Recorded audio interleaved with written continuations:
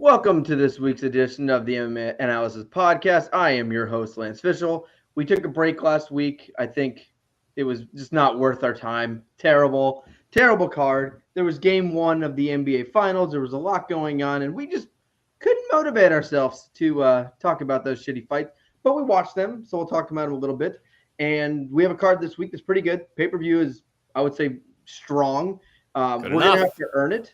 We're going to have to earn the pay-per-view this week if you look at the prelims that we'll go through. I mean, really, they're really just starting out with some bangers, too, like big-time bangers in there.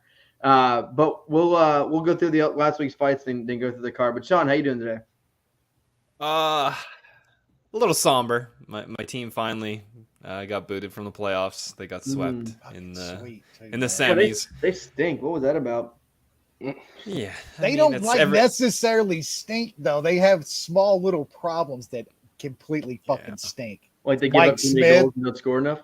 Mike Smith, the jockey. Mike Smith, the goalie. Like it's frustrating when you have just unbelievable players, and then two unbelievable players, and then your general manager just fills out the rest with a bunch of shit, and so. He got as far this year. They got as far this year. So I can be disappointed again next year. Draisaitl out there fucking hurt as hell and got fucking the head of his fucking penis is blue from dragging the ice. God, what a performance, dude. They just waste that shit, man. Yep. Did Bo win his bet on that guy to win MVP or whatever? We haven't lost it yet. We will lose it in probably another week. Because the American media and all the American voters are going to vote for the young American player that scored a bunch of goals. And he's absolutely not the best and player. And the people in Toronto. I don't care. I was just curious. Yeah, so we're going to lose. They're trying to use it so they can take our guns away up in Canada. Yeah. That's the plan, man. It's all a conspiracy. I don't feel safe. I don't have an AK in my hands personally, but I mean, all I know, they're not taking away my AR. I got groundhogs to fucking take care of. Gophers. I got field mice to fucking get rid of. I need turn those into pate. It's very important. Very important. All right. I do love watching Republicans that know about this shit and say that dumb shit like that, knowing that you use like a little bitty 22 rifle to get rid of like ground varmints and shit. Yeah. And AR would literally explode that shit in the Brad said. There's much less guns that explode them. So yes. I still think the simplest. Give them all good. If you give the kindergartners, first graders guns, then they can protect themselves like everyone else. The company that literally the dude bought his gun from, Daniel Defense, but I got friends that actually have ARs from that company, but days before that literally put that tweet out of the fucking 5-year-old on the ground with a fucking AR. They're like, teach him young. I'm like, Jesus, that is not a good tweet, bro. Yeah, I mean, and they never took it down. Take that shit down, man. So bad. All right, let's talk about last week's card. We'll go through this pretty quick. Main event was Volkov versus Rozenstruik. We'll start in women's flyweight. Aaron Bransfield defeated JJ Aldrich, guillotine choke.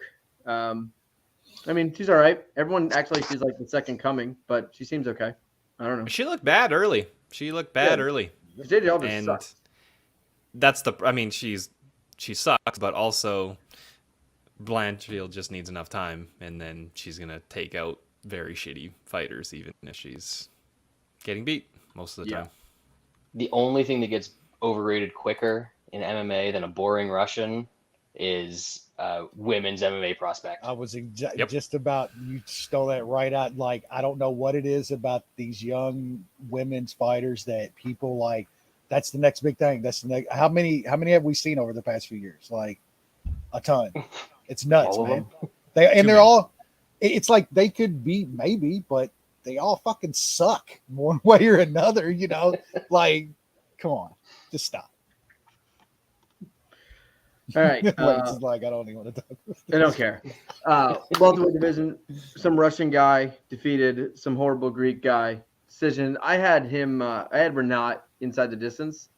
I feel like he could have finished this fight if he felt like it. He decided he did not feel like it and screamed a bunch and all kinds of stuff. But I think he's all right. I mean, he's okay. Lance betting a Russian inside the distance. What did we think was going to happen? I know. I mean, Greek fella, terrible. Doesn't like fighting for very long. He's about as good as his TV dinners. Who was the other Greek guy? Tony Puddings.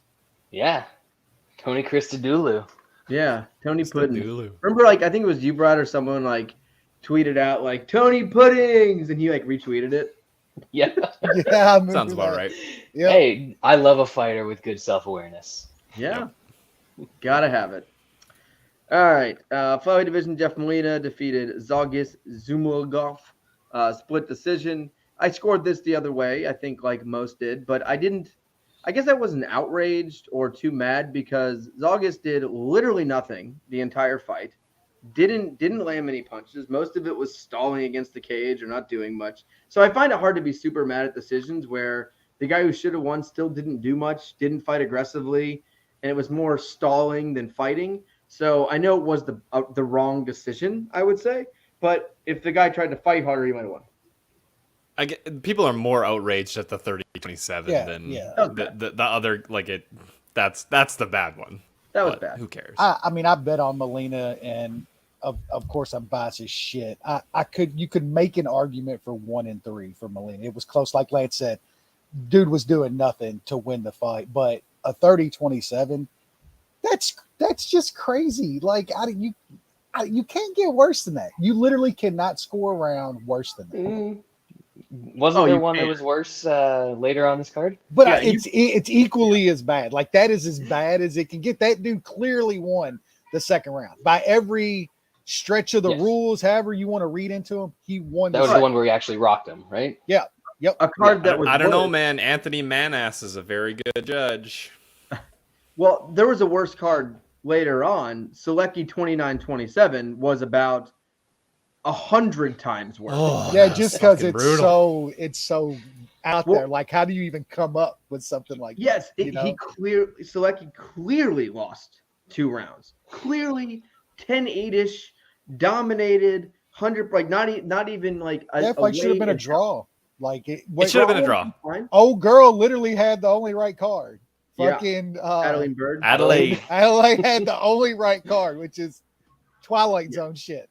Yeah. Giving Selecki, I mean, we're not even on that fight, but giving him a 10-8 and not giving De Silva a 10-8 in the first is wild. I don't know. Neither should be. Neither should be. I don't know. The first round, Selecki was active the whole round. He dropped him, but on the ground, Selecki was more active. He was throwing up subs. He was doing all kinds of stuff. The second round was complete and utter domination from one side.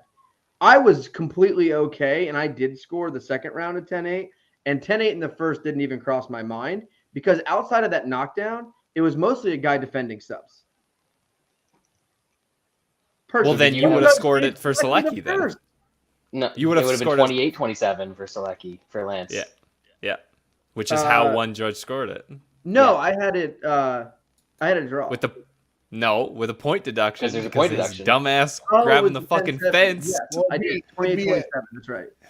Yeah, because I had a draw. I had 10-9 in the first and third.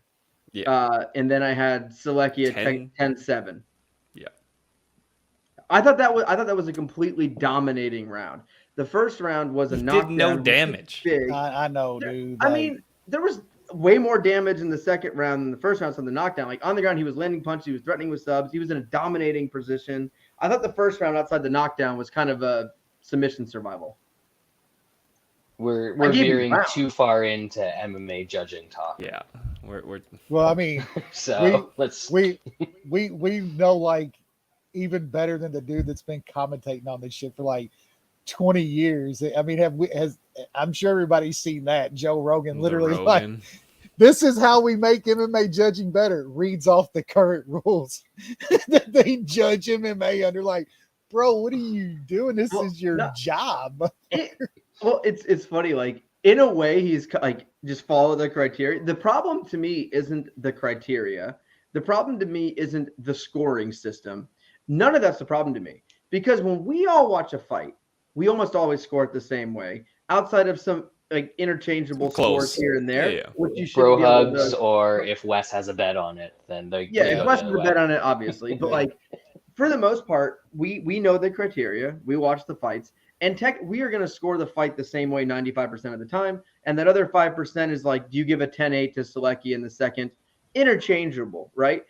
Yeah. The problem isn't the scoring criteria; it's that the people judging it have no idea what they're doing. That's always No been idea my what they're thing. looking at. No, and that's the problem. Like, you can't watch that first round and be like, "Yep, Selecki round." Like, was it the first or third they gave? No, Selecki? it was the second. It was a third. Yeah. The third? Wasn't it Sal that gave him the third, right? The third was a beat. I thought the third was bigger beat than Yes. the first. Yeah, Sal gave Selecki. And it's the same people. The same people. Yeah, Sal, the third Chris seemed closer Lee. to a 10-8 than the first to me. The third was kind of a beating. Selecki was just in survival mode, just getting his face punched off. Don't know what to tell you. I think the criteria is a bit of the problem. I feel like the criteria is too heavily weighted towards striking. I agree with that. We've talked about that too. Maybe, but it doesn't even say damage. It says like impact and potential to contribute to the end of the fight. And you can't know on some of that shit. Like, you don't know how much some strikes are literally doing damage to somebody. Yeah. You have no If somebody doesn't react to it, then no damage, that shouldn't count. But to me, it's a visual thing. But like close by. rounds, control and grappling in very close rounds should still matter. And it's not. But it's not supposed to under the rules. Like, if you land a couple of little punches, like if you that's land my a problem couple with the little criteria, punches, though.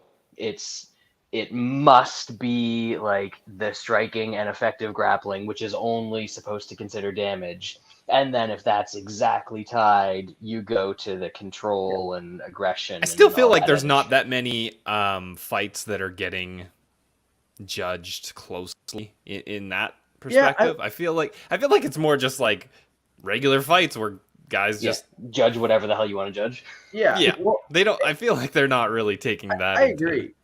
My problem isn't on close rounds or subjective type stuff. I think my biggest problem in MMA judging, it's not even the once in a lifetime we see like the Selecki third round, right? Like, that's just idiot. They seem to be getting more and more wrong on the close but clear rounds to me, where you can say, yeah, there was some back and forth here, but clearly fighter A won the round. And if you look on Twitter, you talk to everyone, and everyone says, yes, fighter A clearly won the round, even though it was close. Judges, no fucking idea. You can coin flip. You can usually tell who has won a round or a fight, like just by watching it. Take points, like seriously, pride scoring would be better all these years later. Literally, score an entire. I think scoring. Here's the problem. I think it would be better though. I think we would get less quote unquote robberies if an entire fight was scored, because most people can watch a fight and tell you who won. Forget scoring. You can do that in the rounds too. Can we? Can we though? If I can, why can't they? I don't know. I don't know. The advantage to pride scoring is that if nothing happens in the first two rounds and all of the shit happens in the third round, then why the hell are we counting the first two rounds? First two rounds. As we're counting the end? It's all, and it was always weighted towards the last round, like that, and that should matter. Like the last round in a close fight, the third round should matter. It should be weighted heavily if the fight's a toss up. Like how many 10-10 rounds do we see now? That should be. But how just many nobody wants to. Yeah, but how many 10-10 rounds don't exist, Wes. The judging guy. Well, regardless, outside of that's the dumb part too. That's so dumb. But how many times do you watch a round and go, I have no idea who won that? No, very rare. No, I watch it and say neither did shit. Neither should win it. That's how I know. That's the thing. A lot of these I think a lot of these at least 5 times debatable a year. I feel like the debatable cards that are a lot of times coming out, not much happens in the rounds that are like, oh yeah, I think you should weight this more and shit like that. That's like, who cares? It's subjective. Yeah. Who cares? Just Neither of them were fucking score trying. At 10-10, move on. Exactly. Move on. Shouldn't we have that score then? They're like, if this is so close, like, who really won that round? No, 10-10. Because they don't want draws. They don't want draws. And that's it. They want it. They want to win. That's why draws would be great for the UFC That's even fewer win bonuses to pay out. Think about it. Scoring the whole fight. Get, I don't know. I need to get Dana on the horn with Aaron and suggest that. I've always been a believer in two things in terms of scoring. One, smarter people. Yeah. Well, scoring fights is common sense to me. Two, they need to probably have 50 times the 10-8s, and that would solve a lot of the problems. There should be infinity times the 10-10s. There should be true accountability at, like the EPL with their refs. They literally have a weekly meeting where all the refs have to come back, watch their tape, explain why they made all their calls, and they get assigned to the big games by a point system, how they're graded on the calls they make. That would, you got to get these people, really like training, they got to be accountable for their training. That would fix a lot. Let the best judges score the big fights. The government, man. I mean, part of the big problem. Open. They don't care. Like they don't. It's not even the they don't government. Have the budgets.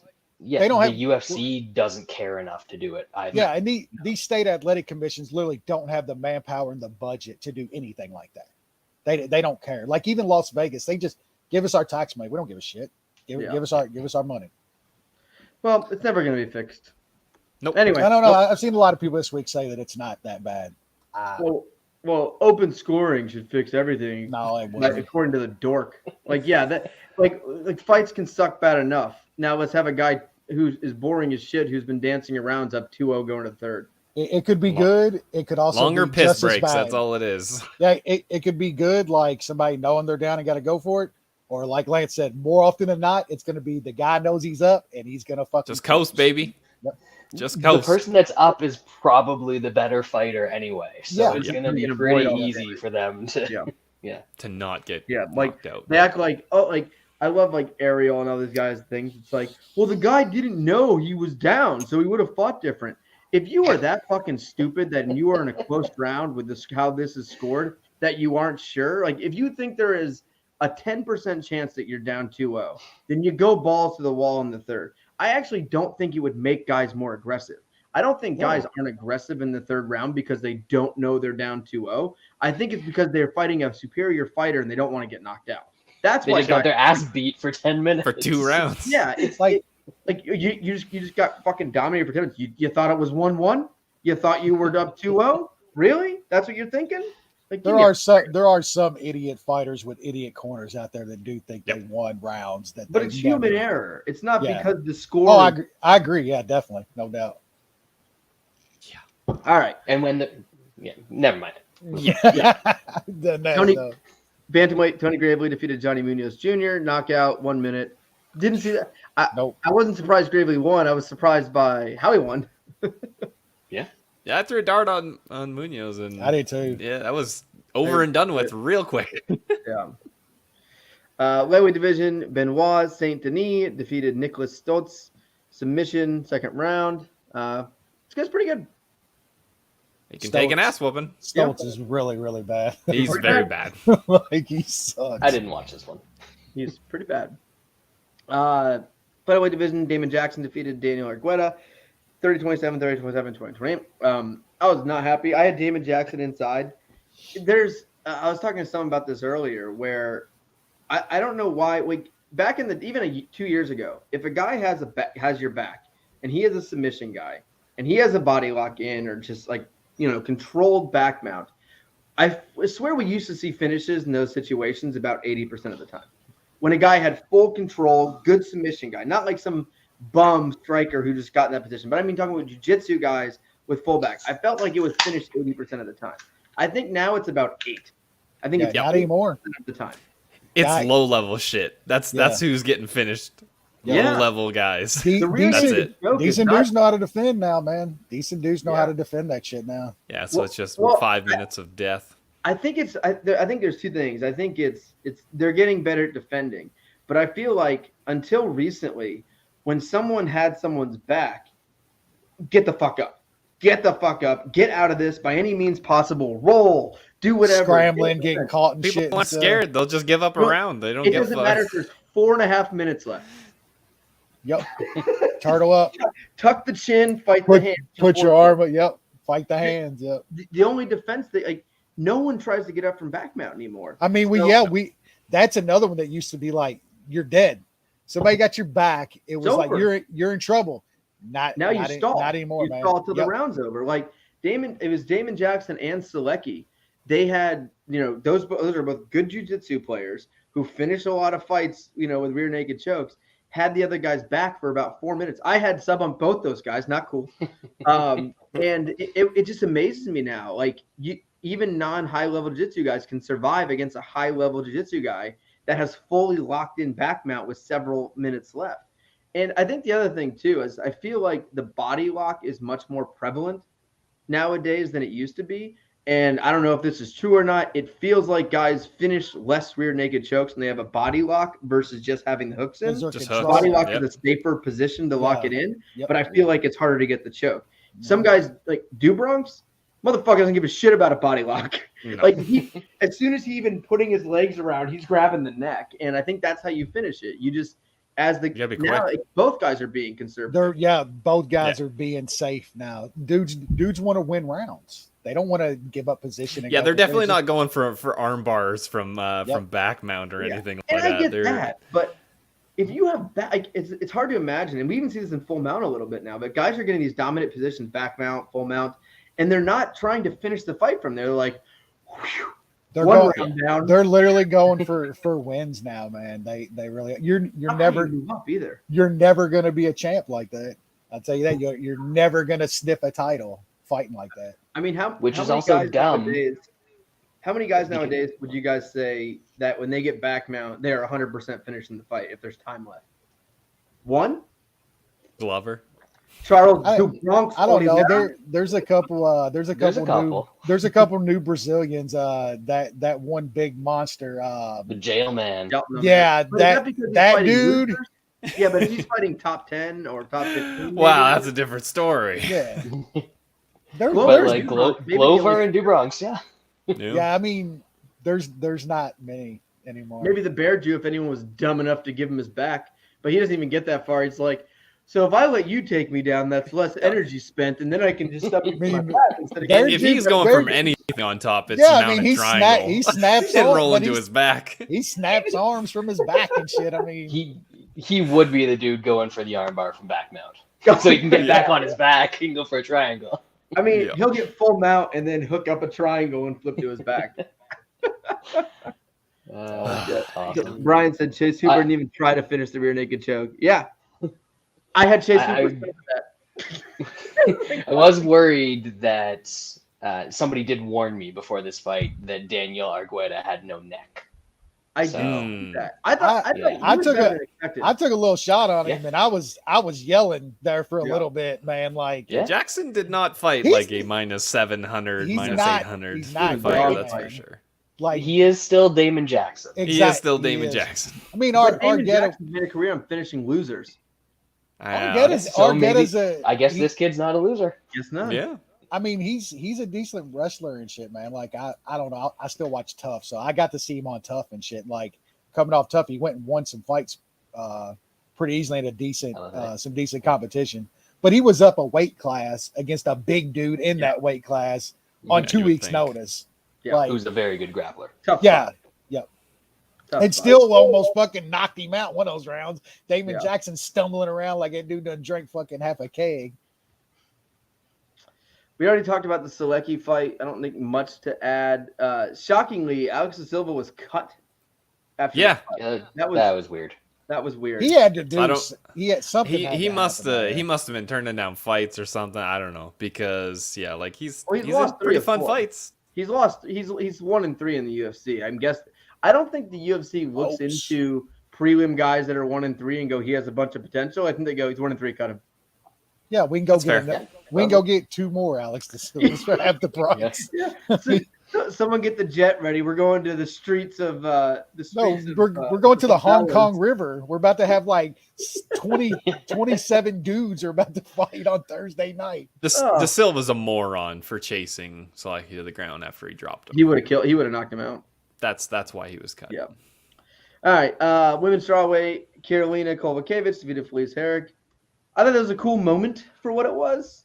Yeah. Fuck me. I had go to decision in a parlay. Like, come on. What are we doing? None of these ladies want to finish. Herrig is just I had the looked over in a parlay. horrible. Next level. It's She always was been 2 steps bad. out the door. And also, when she went to the doctor and got the work done, she actually also went to the courthouse and legally changed her name to Karolina Kowalniewicz. All right? So get it right. Hey, I like her. She's a big fan. hey, so Yeah. she's got to be like top 3, right? Yeah. Got to be top 3 with the work, right? Has to be. She was already top 3. I mean, she was already like up there. It was like Claudia Gadella and her. I mean, yeah, that's probably it. Paige, not no. Nah, Get out of I here. never got that, but nah, she's weird looking, man. Plus, There's she's a just- piece of shit. Awful human. Don't like her. Yeah. Yeah. Just annoying. Yep. Big loser, that one. Carolina looked good though. I know it was fleece hiring, but like she went for it. Like that, I don't. she I don't looked know. like she was trying. This is Yeah, a big it- step up from her which is last kinda 3 crazy. fights. Yeah, she was very chesty. She was like plus money, man. She was like Yeah. plus 105 or some She shit was like that. stacked for that fight. She looked good. But like Felice, like props to her. Like she's from way back, man. That chick been in it a long time, dude. And then she was saying in her press conference, like, I never loved MMA. I hated this stuff. Like, it kind of looks like it. She likes selling feet pics more than He's going full-time feet picks. She- So, she- I mean, she's going to a better place. She Triple sees her that income. there's like way better money out there for just showing the feet than getting punched in the fucking face for a living. Yep. Props to her. Dude, no way. It resets after the surgery. Everyone knows that. Yeah, once you get body augmentation, like the Yeah, dibs are off. That's a reset. Yeah, the dibs are gone at that point. It's a new person. You can keep dibs on Felice if you want. He's got multiple feet pics in his phone. Like, got to. He's her number 1 follower on OnlyFans. Jesus Christ. I got CLV on that. Tremendous. All right, light heavyweight division. Alonzo Menfield knocked out this fraud fella. Pretty funny. That was funny. Yeah. Pretty funny. Why didn't you submit This was them? the bet- What the fuck? this was- Come on. Yeah, that's brutal. This was like, yeah, this card was so bad. The story of the week was how bad this guy's record is going to change. How by much of a fight. fraud he was. Like Good just old nothing trash guy. going on. Yeah. Yeah, that the Benefield line all that week was just it was wild, man. I don't know what people were looking at with this other dude. Benefield did get kind of steep towards the end of the I week. paid him at minus 250 and was completely content with it. I mean, I had some at like minus 200. I had him in a few parlays up to like 260, something like that. And then it was like I laid it on KO. That was like even money or some shit, minus Yeah. 110. Yeah, I Just got inside at plus 115. Yeah, just Nice. just crazy shit, man. Wow. Aaron, we're 5'7.5". So come on.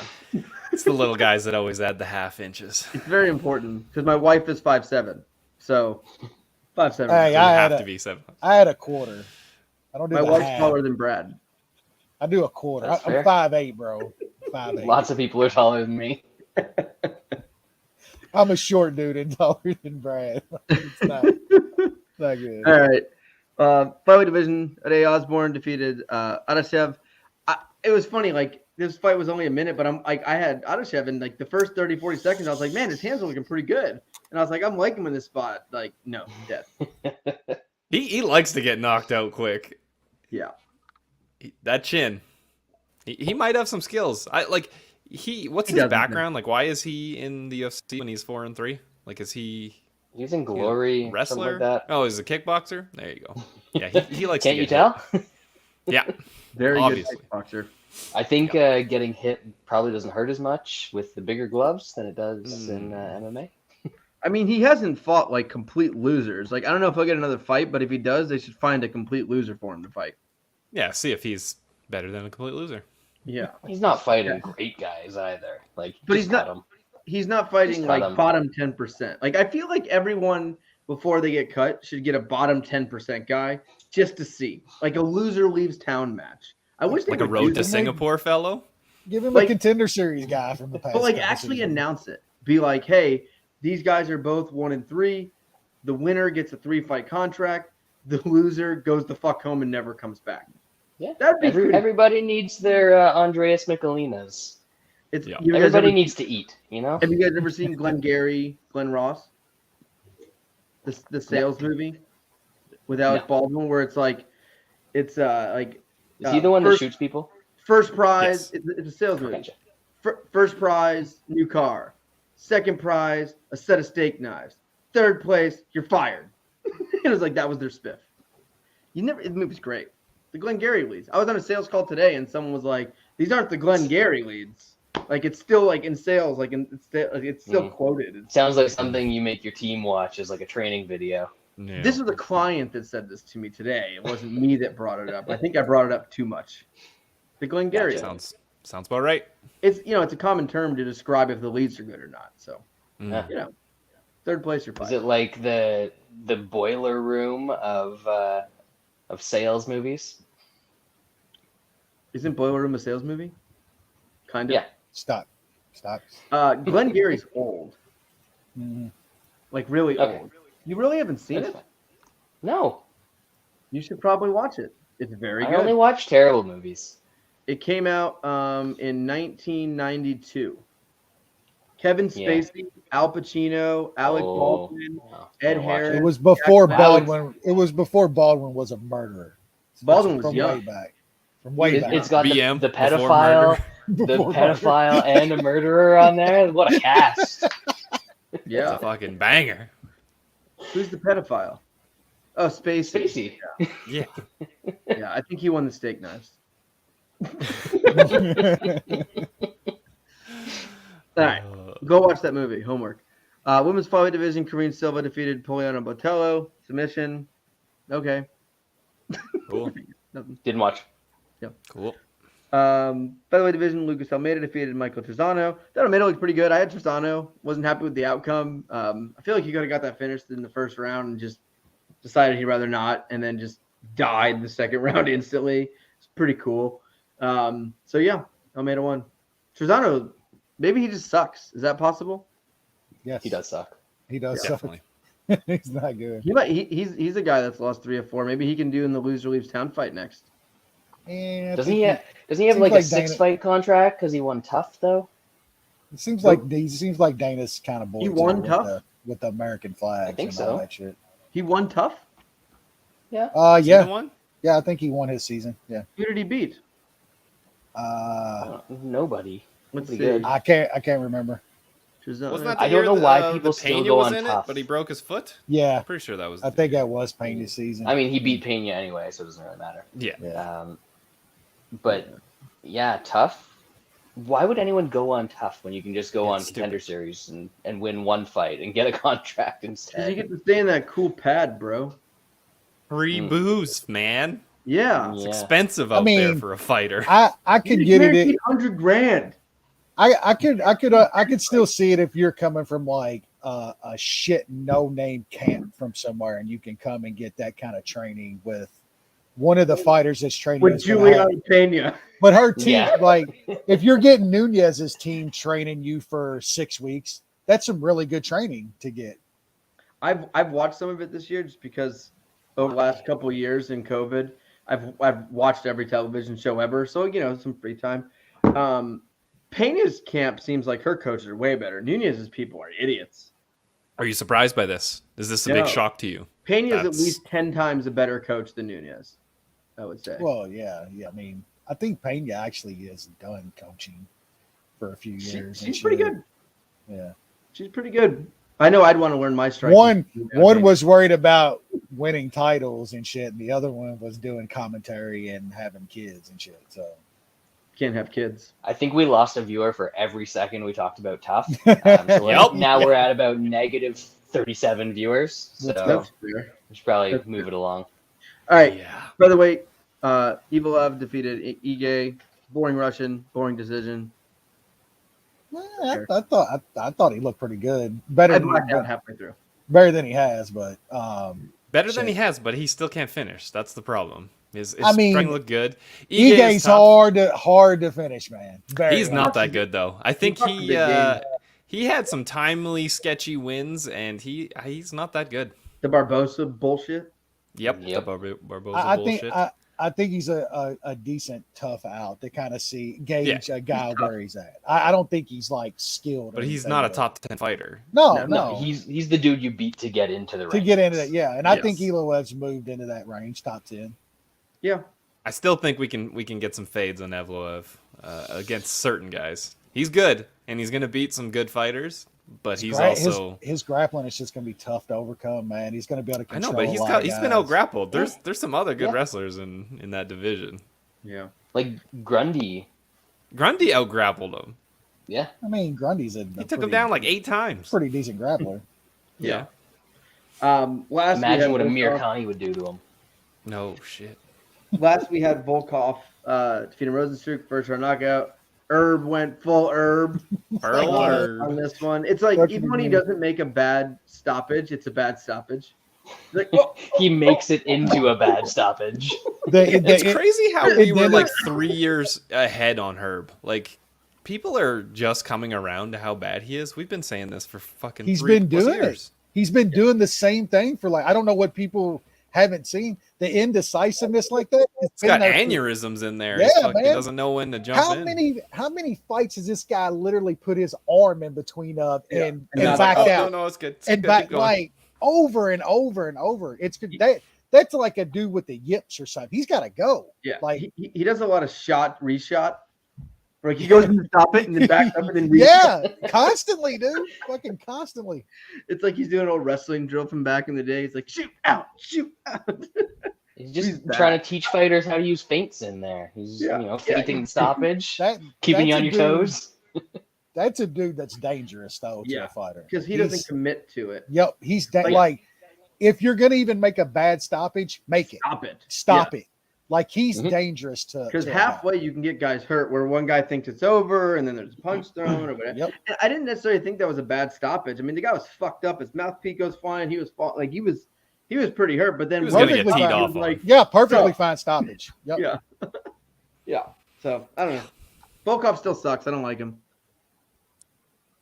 He was less boring. He punched today. He's pretty good. I think it shows Rozenstruik is literally like he's so overhyped. Overrated. It's crazy. He's not good. So all right, let's move on. UFC 275. Live from Singapore. Teixeira versus Yuri. We'll start in the preliminary card. A couple bangers to kick us off. Women's featherweight division, my favorite division in the UFC. Ramona Pascual versus Jocelyn Edwards. Nushan.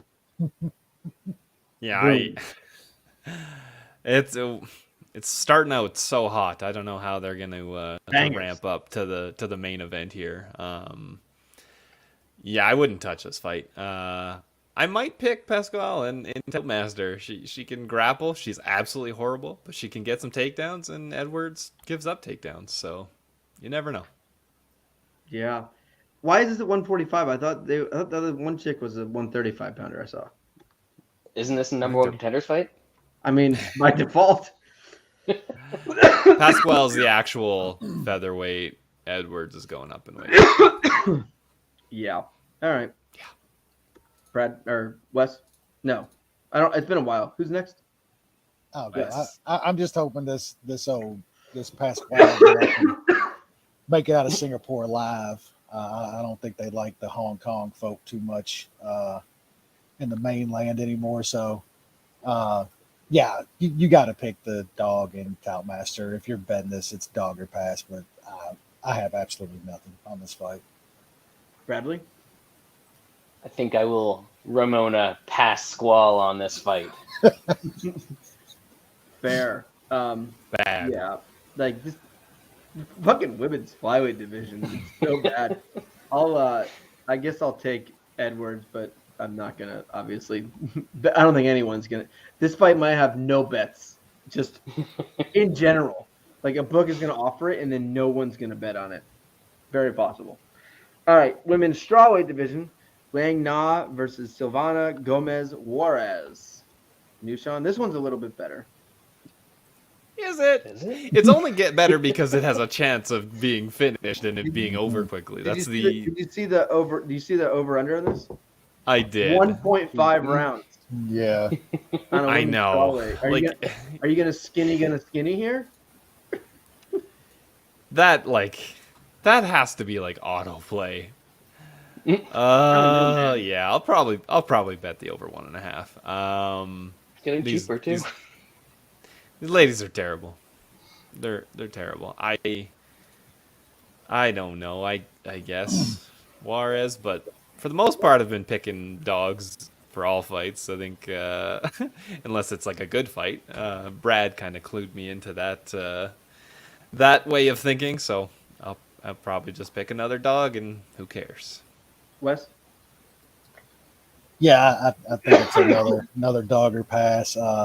Doing my tapology capping earlier today, and I see some arm bar losses and some arm bar wins, and Nah is plus 200 by sub. Yeah, it wasn't enough. And I was hoping for a little bit more, but if I play anything, I'll probably take a little shot on that sub prop at like 2-1. The over's hard to pass up on a women's fight. Man, it just seems like both of them have a lot of shitty women's MMA finishes and losses. Yeah. But yeah, if I play anything, probably sub. Definitely picking the dog in Top Master. Brad? This is a terrible fight. I don't know why you said this one was better. Lance? No idea. No idea. It's not going to go 15 minutes. Isn't it? The first fight has the chance to be maybe the worst fight of the year. So anything after that is only going to be an improvement. I feel like I have to play the Go's decision on this one, just on principle. Just all the way through. just on principle. And because it's a low-level women's fight, I'm picking the dog. Put it all together. We got Liang Na. That's her name, right? Na Liang. By decision, plus 900. Take it to the bank right now. I'd rather play Na round 1 armbar. Like exact. Just get this shit over with. Hopefully I get paid. Yeah, I'll take Na by a sub here. I'm not gonna bet this unless I just get really bored of not having a bet on the first few mites. Then there's a chance I could throw a piece down on Na here sub, but probably gonna be a pass. But I'll be picking Na for Top Master. All right, bantamweight division: Kyung-ho versus Dana Batgerel. Yushan. Bit surprised by this line. I felt like old Dana Batgerel kind of got exposed by Gutierrez. Like, I guess Gutierrez is all right, so I guess that's not a terrible loss. But man, I think Kang can probably take him down, and Kang's super tough. Like, he's never been finished in the UFC or never been knocked out. I don't know. I think this gets interesting if Kang's kind of still in there after 7.5, 8 minutes. Then I think he can kind of take over. So I'll pick him. I haven't bet him yet. Trying not to bet some low level shit, but it might happen. Wes? I keep saying that same thing and end up with like massive fucking cards. 12 bets. If you don't bet low level shit, what are you gonna bet? What are you betting these days? Yeah, that is a good question. Yeah, I think Kang is probably the better overall fighter. You're going to be worried about though Batgerel for definitely the first round. The dude does have a little power. If this gets into grappling though, man, like Kang's definitely the better wrestler and grappler here. Really tough, like Sean said. So I definitely think it's another fight where you look at the dog and. I think if Kang does win, it's probably him grappling and just controlling though Batgerel on the ground. So, man, Kang by decision is around plus 280. That's something that I'll probably take a little sprinkle on, and I'm gonna play him straight as well as a dog. But at almost 3-1 on a dude that likes to grind and win fights by decision, I think that's a pretty good price. Brad? Yeah, I don't have the props on here for some reason on best fight odds, but I like Kang in this fight. As Sean said, he's been super durable in his career in the Fight UFC. odds. He's been in the UFC for like a decade at this point, never been finished. He's definitely got a decent grappling game. I mean, the worry with him was always that it's going to be a super close fight. And I think this one is probably going to be a close fight unless he finds a submission somewhere in there. But I don't know. I'm not super confident in that. I think he could just as easily squeak out a decision in this one. But, new scoring criteria, he's probably not going to be the one doing the damage. So I'm going to lean Kang. I'm probably going to end up betting him around plus 130, but still haven't pulled the trigger quite yet. It's only Tuesday. Kang's plus 280 by decision, 350 at one. Yeah, you can go on fight odds, Brad. They got all the props up on that site. There's another site? Fightodds.io. Is that new? It's been around for a couple years now. For a long time. It's way better than Best Fight. Way better than the only problem is they're like refreshes a little bit longer than Best Fight Odds is. I don't use it to like go find out where I'm going to bet something. I just look at the sites, but nice to good. I don't really have a strong lean either way. I think you guys broke this down effectively. I think within the feet, Batgerel can beat the shit out of him. I don't know if he get a finish, but I think he can work him pretty good. I'm just not overly sold on Kang. He got old quick. He was gone for 5 years. Like, he's in his mid-30s now. And, he missed the prime of his career. And now he's back, and he's getting, beat up by Aniyaya. So, not a good... That's a tough dude. That's a tough... No, Yaya's still... man. He's still a tough fucking out, man. Yaya's a tough fucking fight, man. I don't think Kang can consistently hold him down in this fight and consistently get takedowns. And I think he is completely overmatched in the feet.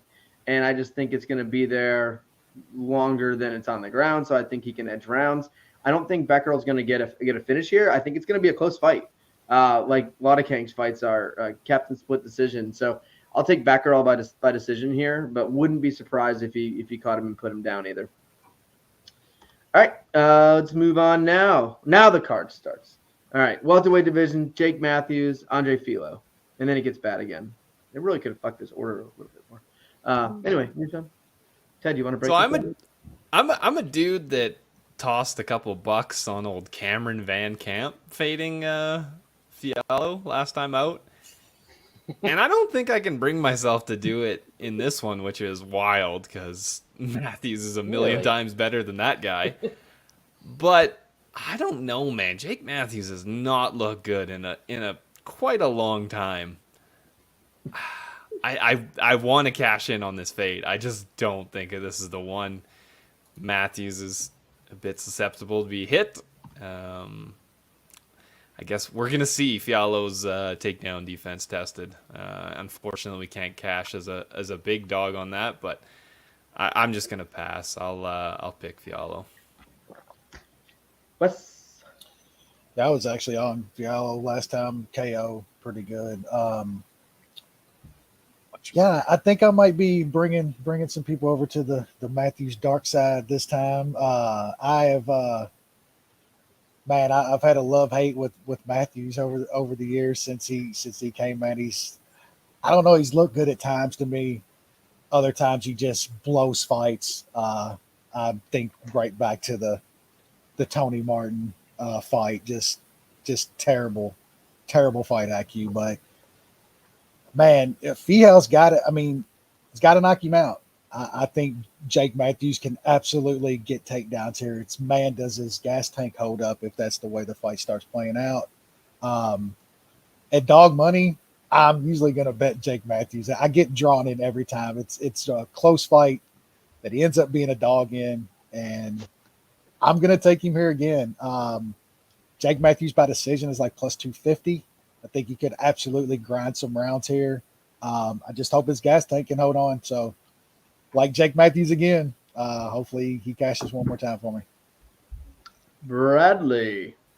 I'm not even sure I have that same concern about Matthews' gas tank in this one, because Fialho's gas tank is shit as well. He's got to get an early finish, I think, for sure. Early KO. Yeah. I'm just looking through his record very quickly, and throughout his entire career, he is 4-3 in fights that have gotten out of the first round. And Jake Matthews, most of the time when he loses, it's because he gasses and dives into a submission late in a fight. I don't really think that's a threat here. So if he doesn't get sparked out immediately by Fialho, if you will, then I think Matthews just kind of takes over with pace and grappling. Even if it's not overly successful, he's going to push him up against the cage, get some takedowns, he's going to pop back up. I think he's really going to wear on Fialho in this case. So Jake Matthews, plus 130. Lance has the COVID. He's definitely going to miss next week. He's setting it up already. You can already tell he's out next week. I took a weird sip like 5 minutes ago, and I can't get it completely out. Oh man. I like Jake Matthews quite a bit here. This is actually probably outside of the obvious, maybe my favorite bet on the card. Fialho just he's done what he was gonna do, in my opinion. He won some fights we didn't think he was going to. He won a fight he was supposed to. He's been exciting. He's fighting often. He's a good character right now. But I think people are just sleeping on Jake Matthews here. I think he's a much better grappler.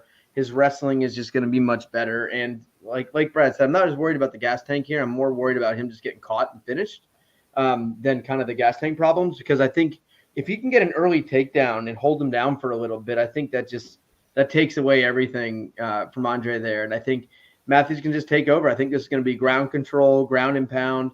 Might get a finish second or third round, depending on how active that ground. It's Jake Matthews, but possible with how much time I think he's going to be on top in this one. Like, I don't think this is going to be on the feet that long after that first takedown. So I like Matthews a good bit here. I think underdog is kind of shocking for the line here. So this will be first time in a couple weeks, I guess. Who would have guessed? Jake Matthews, Munich. Wow. It would work as well with the long sleeve shirt. I noticed. All right. Lightweight division, Steve Garcia. Not going to work here anymore. You, Sean. I don't know, man. There's some people out there that are in the wood. Jesus God damn, man. Mute yourself. God dang. I didn't get time. There's like something like... Got the monkey pox. I had Taco Bell for dinner. That might be doing it. Taco Bell. Your liver's coming up, the bro. fucking vodka or the Taco Bell and seltzers. His liver's coming up. That's like, isn't that how you make those volcanoes in grade school? Taco Bell and seltzers. Taco Bell and seltzers. If I could go back in time, I think one thing I would definitely do is create seltzers like 30 years ago. Be huge.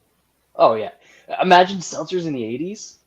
Oh, man. Seltzers would have been the shit in the 80s. The Zima drinkers would have lost their minds. They'd have Do you remember lost the their commercial? shit. Do you remember the old Zima commercial where the guy's mowing the lawn and there's grass all over him and someone's like, dude, you need a Zima. Yeah. Yep. I don't have much in this fight. I could definitely see Steve Garcia taking this guy down and laying on him. I don't know. Some people are hyping up this the Chinese fellow. It's not a real person. I'll probably still pick him in Toutmaster. He's a dog. Let's go. Wes? Yeah, man. I've never seen this dude. Like Sean said, I've seen some people hyping him up. I guess they watched him fight once on the Contender Series they did over there. I don't know how much you can take from that. I don't know, man. I got nothing on this fight. I can't even pick this guy. I've never heard of him, so I'm gonna pick Steve Garcia, but I don't know. I can't bet this fight. Complete pass. Brad? I think there was one time when I was in Toronto and I ran into a hotel at like 2 a.m. in the morning. I was like, hey, sir, Maheshate. Went to the bathroom. That was him. Came back out. And that's where this dude's career started, I think. Yeah. He's not a real guy, is he? Like, I don't think this so. isn't a real person. We're about to get 47 more off of the road to the UFC card. Get ready. We're about to go deep. Yeah, nothing. Absolutely nothing here. Yeah, I don't know how I break this one down. Steve Garcia, heard of. Other fella, haven't. I don't know if that's the way to go here. Steve Garcia is not that good, and I don't know if I would bet him with some big juice against anyone. So I think that's the clear pass here. But a 23-year-old Chinese kid isn't exactly what I'm looking for in a bet. So I'll pick Garcia to pass. Magic, I'm not going to miss your podcast tomorrow. I'll be on there. I do have AIDS, but if you inject money directly into your veins, you're good. Aaron's Taco Bell and seltzers in the move, obviously. Seltzers were invented for Taco Bell. Everyone knows that. And listen to this bullshit. Helena was stopping by Taco Bell after she did something with the kids, and she was like, "Hey, what do you want?" And I was like, "A fucking Mexican pizza. They're back. They're back, baby. Sold out.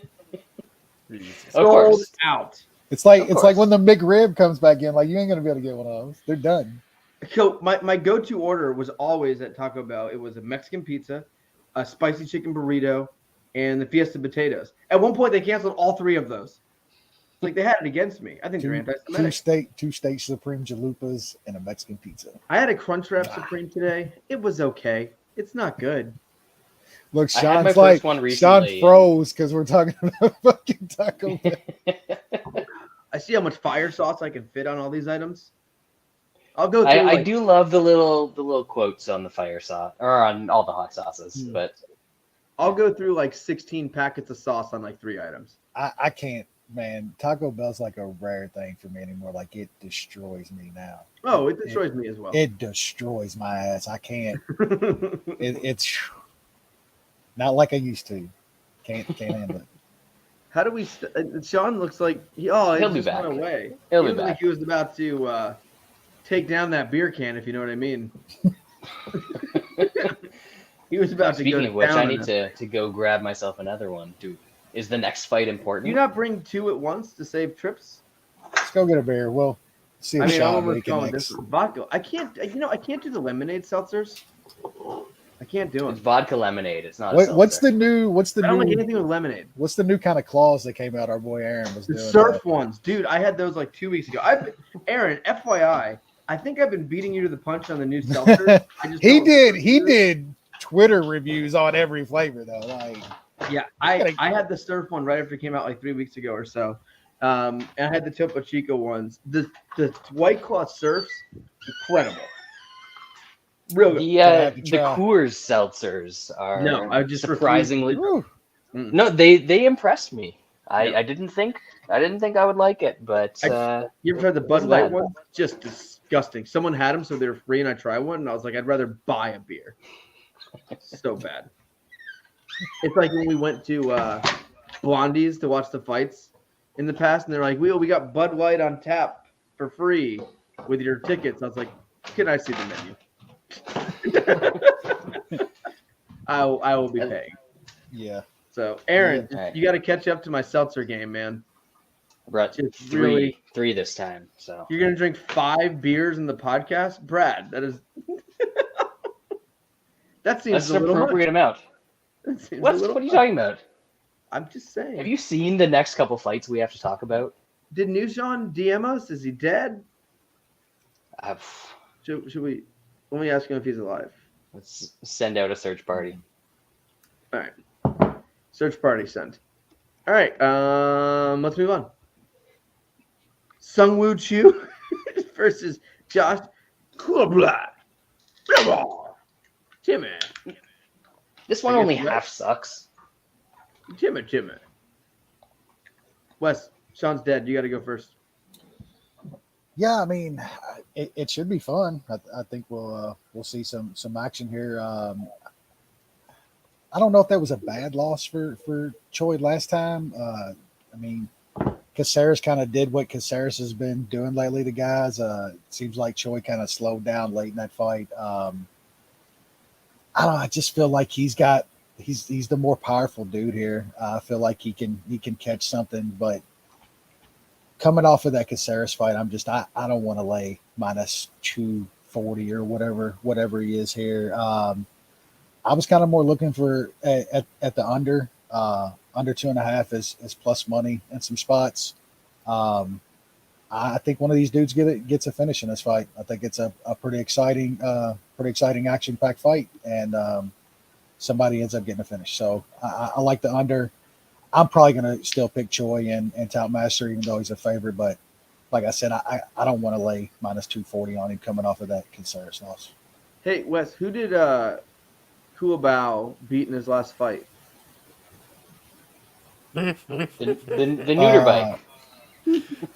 Neuter bike. Nuremberg?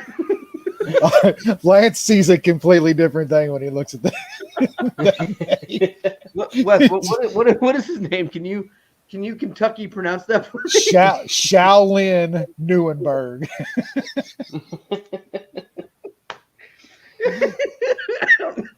Oh, God. It's too good. All right. No, All right, Sean. Yeah, your Taco Bell talk. Yep, that's what I shit the bed. That's what so I that was good. As for this fight, yeah, like I thought Choi was good, and then him losing to Caceres. I know Caceres is on the winning streak.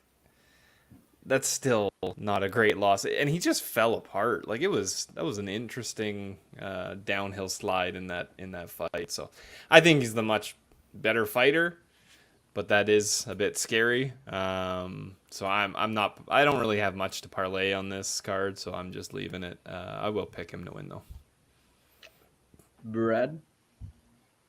Yeah, I don't hold an Alex Caceres loss against a guy too much these days. I mean, Alex Caceres has turned into a pretty good fighter, as much money as he's cost me in some of these recent performances. I think that Choi is decent and Culibao is basically bottom of the barrel, kind of UFC type guy. He's tough. He'll get hit a lot. Maybe he'll survive. But I think Choi's got him covered here. So I like Choi. I don't have a bet on it, but I would expect that he probably wins a decision here. Yeah, I like Choi here. I don't know if I'm gonna. Whoops. I like Choi here. I don't know if I'm gonna bet this one, but I do think he's a lot better. I might bet him if I can find another parlay partner. I have another parlay in the card, but if I find something else, but I think he's much better here. I think Caceres, it was just a bad matchup for him as well. It's a gritty guy who's going to work his ass off to get the fight to the ground, and I think he's just a hard style for people. And at that point, I mean, Caceres isn't bad. I bet he also fucking smoked him in the first round. Yeah. I mean, Caceres just grinds on you and can grapple, man. Like it's a bad matchup for him. It is, and I think Choi's a pretty good striker, pretty decent power, and Culibao's terrible. I mean, he's nothing. He's not good at all. And I do think Choi can get the finish here. I did look at Choi inside or by knockout. Not sure if I'll play it. I don't know if it's big enough for me, but definitely taking Choi as a side and might have a bet on him. All right, middleweight division. Jacob Malkoun, Brendan Allen, Nushan. Brendan Allen's a guy that I feel like should be better than he is. He's great. Seems like he has pretty good skills, but he lacks some other things that turn into big holes. Dude, it's average. I mean, that might size. It's average size. I mean, yeah, he's tall, but it looks small, but it's very average. That chin is thing that can be touched. It's probably not going to get touched much in this fight, but and I'm still not sold on his cardio in a grindy fight. So Malkoun is not good. He hasn't really shown the ability to finish UFC level fighters, even when he can implement his game and grapple. So I don't think he's going to finish Brendan Allen. Surprised him by decision is what it is. Plus 800. It's too high. Brendan Allen probably wins this fight. Probably gets a finish, but Malkoun decision plus 800. I threw a half unit on it. Wes? Malkoun completely fucking sucks, man. Like this guy is fucking horrible. He's pulled off some fucking greasy fucking couple wins here, and look, Allen's got his flaws, and Sean's absolutely right. He should be way better than he's shown. But he's still way better than this guy, even with all of those flaws. Brendan Allen's going to get takedowns here, and better hope he completely fucking gasses just laying on this dude and trying to work shit. I mean, I like Allen to get a finish here. Subs around plus 250. I like that. I think you could play that, and if you think Brendan Allen's going to fade late and do what he does and somehow loses the second and third round, that Malkoun decision is an incredible price to kind of cover yourself a tiny bit. But man, I don't know. I think Brendan Allen does work here, and we're going to see why this guy's been a huge underdog to dudes coming into the UFC. He's somebody's training partner that got into the fucking show. That's it. What's the record of Australians versus wrestlers in the UFC, you think? That's not Robert Whittaker. I know that Daniel Kelly beat Rashad Evans. Hey, boom. There it is. That's okay. That was is that your favorite win ever, Brad? That was end of the road. It's got to be like up there. It's got to be. That's the Dan five. Kelly Top run five. was just. I mean, just the Wild. run itself was like Brad's favorite fucking era in MMA. bad. You'll notice that when I started to phase out of MMA was shortly after that ended. It was the peak for me. I think that I disagree with Wes thinking that Brendan Allen's just going to get some takedowns in this and be able to work from top position. I don't think that Malkoun's a good wrestler. He's grindy and he'll push up against the cage and maybe get a takedown every now and then, but he'll keep at it. I think that'll tire Allen out. And I just looked it up. Brendan Allen has 5 takedowns in his entire UFC career, including Contender This can't be Series. right. No, it's correct. He didn't take down Sam Alvey. He hasn't gotten a takedown in his last 3 fights. He took down Carl Roberson twice and could do nothing with it until Roberson dropped back for a leg lock against him. Did he drop Sam Alvey? I don't remember. He did. Yes. Yeah. Who needs takedowns but and you can just punch people in the face? He didn't have to take down Sam Alvey. Like that, That was not a great fight, in my opinion, until that happened. And that was somebody who bet Brandon Allen very big in that fight. Brandon Allen's the man. I think we still remember Malkoun as the dude that got hog slapped by hogs in like 12 seconds when he came into the UFC. But if Brendan Allen tries to hog slap him the same way, he's going to miss by about 9 inches. So, that's not going to be in the repertoire in this one. I think that Malkoun's going to grind on him. Allen's going to try and do this new like body kicking style that he does and see if he can win that way. But I think Malkoun's just going to close the distance, turn this into a disgusting, horrible to watch grappling match. I don't think Malkoun is great. I think he's terrible to watch, but I think that his style is going to work here against Allen. And I mean, it's all setting up. There's Malkoun decision plus 800. He can finish the sandwich. It's the type of shit you nail, man. He has no chance of winning this. I've got that, a little bit of it straight, and I do have it parlayed with another prop later on for like plus 3,100. Nice bet. Malkoun sucks ass. You're saying it's going to turn into a grappling match, so you're taking the worst grappler by decision? That's the breakdown? How did that work in the Dawkins fight? Did Brad pick Dawkins?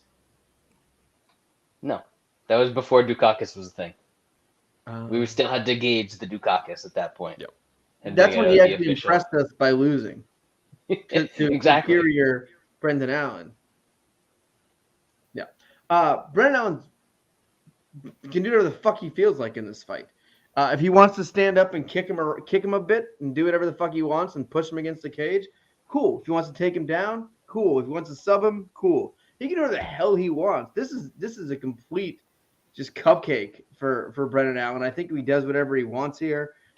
Inside the distance is right around even money. I do think he could finish this with ground and pound as well. So I wouldn't be looking at just a straight stub. He does have pretty good ground and pound, and he's fighting a completely dead fish. I think it's going to look like the biggest one-sided fight on the entire card. Love Brendan Allen here. I think getting into the distance even money is stealing. So that'll be my bet on this fight. Magic. I have been betting props like this for like a decade. Yep. This is Over not a decade. new. Oh, Brad is the worst gambler of props ever. Uh-huh. Brad's hit probably more big props though than almost anybody. He hit some big ones. He's hit some big ones over the years. But Yep. man, I've missed some big ones too. the number Those are of the ones times that hurt more. the number of times over the last decade that Brad has said, and this prop at plus 2,700 is the way to go. And every once in a while it is. Every once in a while. At least All right. once out every 30 times. Let's move on to the main card. And I will say, after we get through the early prelims, this card is going to be fun. Welterweight division, Jack Della versus Ramazan Emeev. Yushan. You're really banking on Jack Della Maddalena to make this a fun fight because Ramazan Emeev is anti-fun. Well, I was more talking about the last two fights in the prelims, and then I was reading this, and then Yeah. this fight could be interesting. I mean, the next fight gets better, and then we've got two women's fights, and one of them might be good. You never know. God, fucking Shevchenko. I hope that fight gets COVID. Thanks. I think Maddalena can make this an interesting fight, like a fun fight. I think he's gonna force Emeev to strike. Usually Emeev throws two strikes a minute, and that's about it. Maddalena probably forces him to a fight, and then I don't know what happens. Maddalena is still kind of an unknown. I know he looked awesome against a trash can last time out. He did look good. So this is a fairly big step up. Emeev won his last fight, no matter what his record says. He's a tough dude. Fights in a very boring style. I think this is gonna be a close fight. Emeev's shown to be very tough. Has been knocked out once, I think, in a very long career. I'll pick the underdog in this one. Wesley. Yeah, I just think there's still a lot of unknowns about Jack Mandela here. Sean's right a lot about Emeev, man. Like he's a tough out. I think he's fairly skilled. His whole problem has always been output, and that puts him in really close decisions. I don't think that's going to be as much of a problem this fight. I think Mandela's going to come forward and make him fight, and I think Emeev's probably the more skilled guy. That's might help him out, and it's probably still going to end up being a close fight and a close decision. But I think you take the guy that you know more about here, that I think is a little bit more skilled at plus money, and a close fight too, that I think probably going to see 15 minutes. I mean, Emeev's decision is up over plus 200. It's plus 240 in some spots. Probably take a little bit of that as well. Still, it's a close fight. I'm just going to take the guy that I've seen more, and I think is fairly skilled at a plus money price. Bradley. I think this was the fight that kind of took me the longest to come to my decision on. 14 seconds. Pretty much, which I just did while you guys were talking. And I didn't have my pick till Wes was talking. Emeev just doesn't throw enough, man. He's been in close fights with bad dudes, and you can say that he won his last one, but you can also say that he lost the one before that. So I mean, it's always tight fights with him against guys that are towards the bottom end of the division, and I think the Modelo man is just gonna come out there. Maybe he'll get into some Fosters before the fight instead of some Modelos this time. And he's just going to throw... That's not a good What was thing. that? That's not a good thing. No. Maybe he'll get into some Fosters after the fight. Who knows?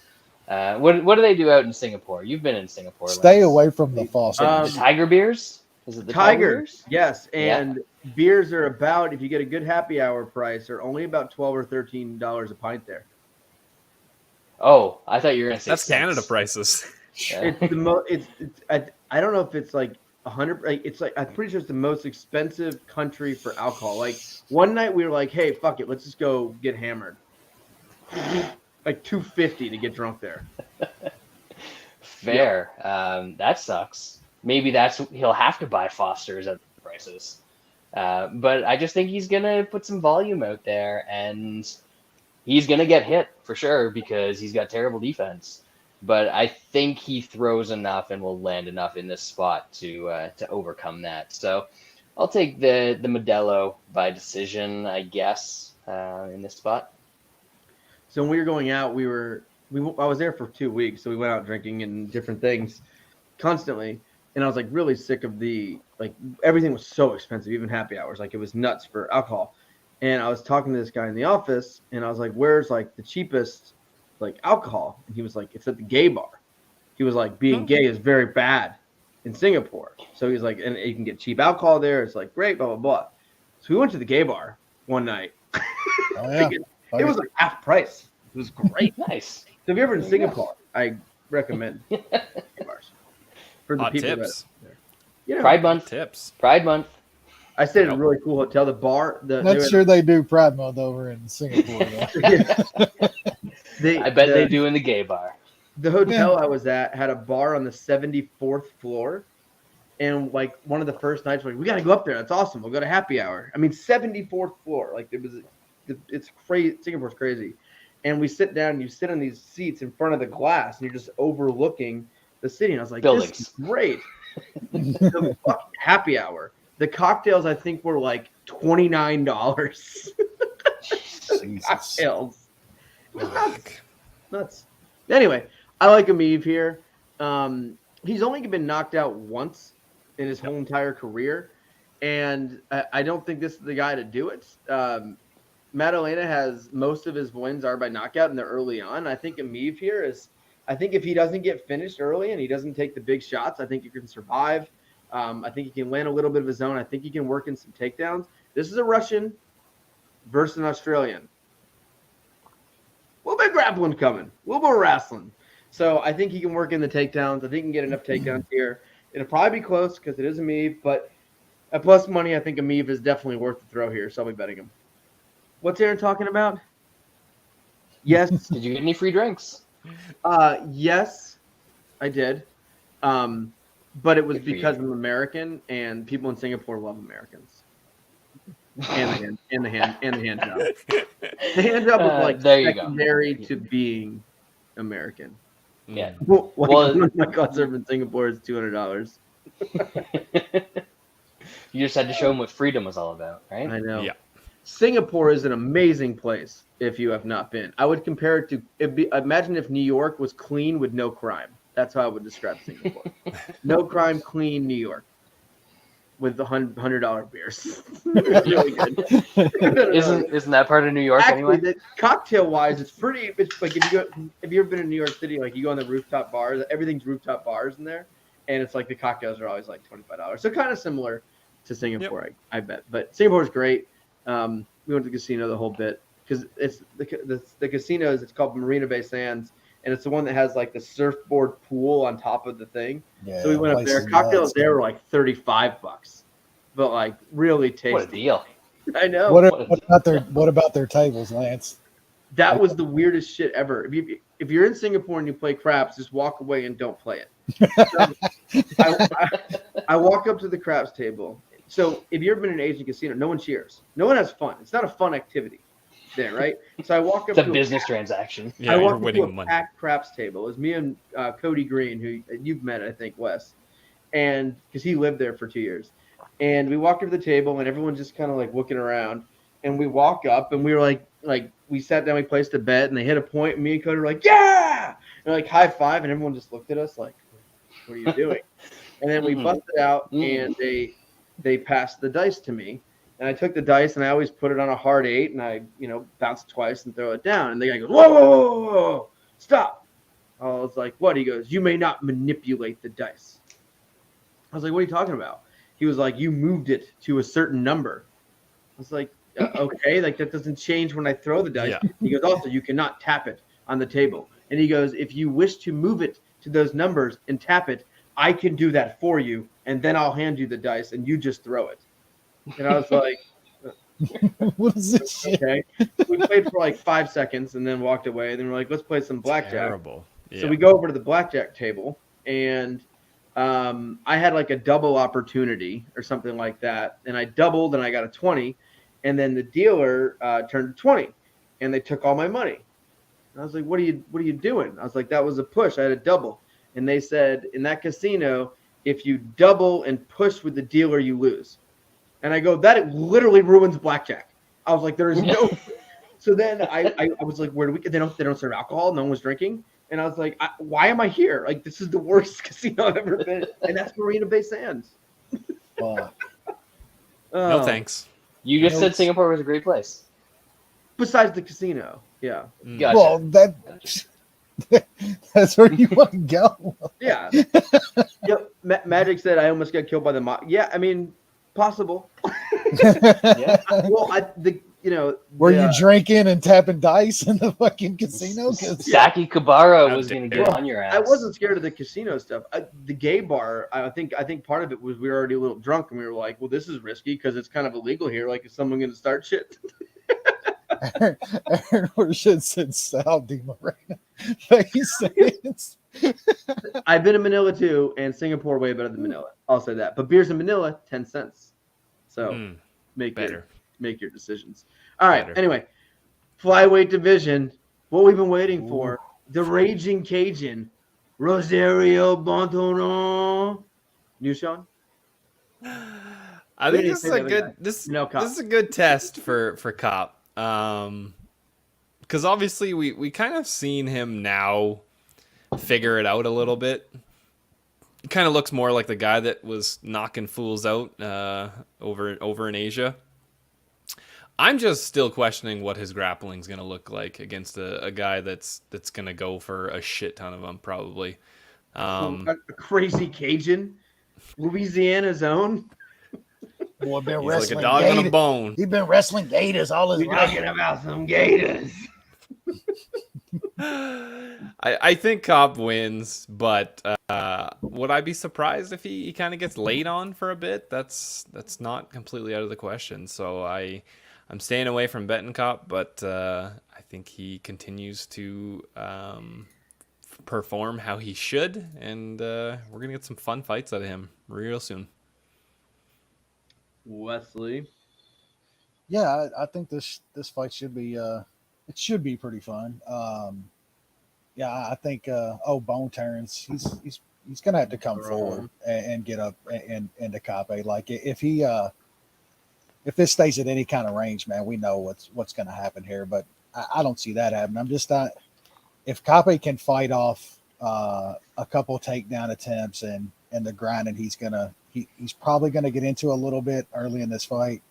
I mean, I think Bontorin's gonna fade a little bit. He usually does. He's not as good later in fights. Kape seems. I mean, I know he's had a couple quick finishes, but the more time he gets to get his timing and his space, he's definitely the more technical striker here. I think he's probably got more power than Bontorin, but this is going to be a decent fight, and we're going to see a lot about Kape in this fight because Bontorin's going to come forward. So I like Kape here to fight off that early kind of rush and the probably the grinding he's going to get early, and I think he gets something on Bontorin in the second or third round if it gets that long. Kape by KO with some plus money. I might look at that. Definitely won't be parlaying here. I think if Kape does win, he's going to have to catch Bontorin. This is a long, grindy fight. It's going to get dicey for Kape, I think. So I like him by KO. I'll probably play that at some okay plus money. Brad, if he can survive Katrina, can he survive Kape? That's the question that everyone's asking. Can Kape survive him? Yeah. Hurricane. The Gators. Yeah. The Gator wrestler. I mean, Khabib had bears. So Bontorin had Gator.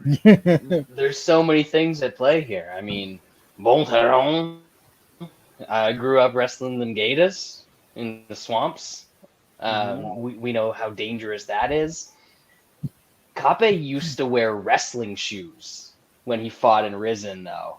So this dude has the grind set, you know? If anyone has the grind set, then it's a dude that actually wears wrestling shoes. Is he going for the takedowns in this fight? He's going for the grind. Oh shit! I think the Kape is going to switch it up on him. I don't know if they have gators in Portugal. Make jambalaya out of them.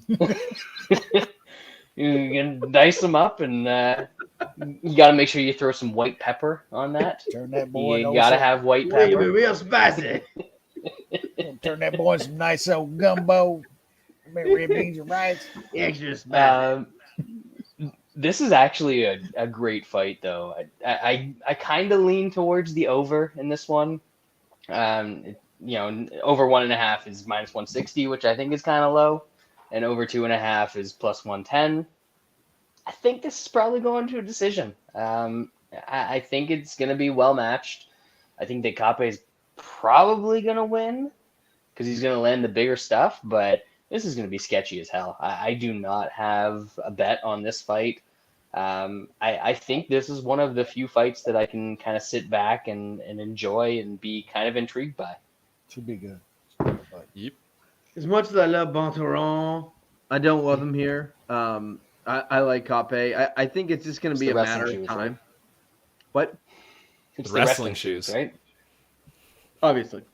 I'm not a big Bontorin guy besides the name. I mean, great name, but he's not very good, and he hasn't won in a long time. I don't understand this fight.